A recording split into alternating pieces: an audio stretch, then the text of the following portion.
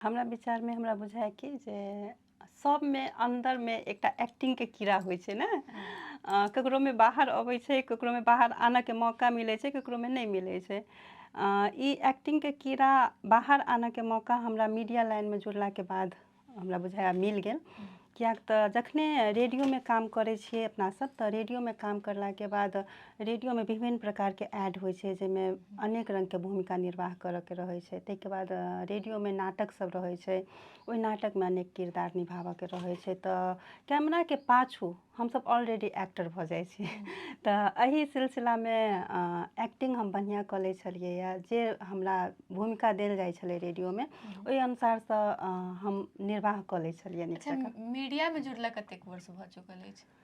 Media में लगभग हम 2069 साल से जुड़ल छी।